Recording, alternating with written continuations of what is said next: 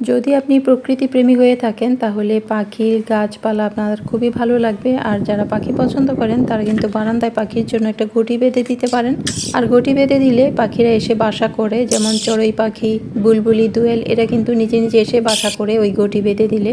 তো আমিও বারান্দায় ঘটি বেঁধে রেখেছি, আর সেখানে এক একবার এক একটা পাখি এসে ডিম পাড়ে বা ছানা তুলে। তো এবার দোয়েল পাখি বাসা করেছে আর তাদের 2টা ছানা হয়েছে। একটু একটু উড়া শিখেছে, আর এই জন্যই আর ঘটিতে তাদের আর ভালো লাগে না, বারবারই ঘটি থেকে লাফিয়ে এই নিচে পড়ে যায়। আর আমি বারবারই তুলে দিই, তবু ওরা থাকে না। তো ভাবলাম একটু ভিডিও করে নিই।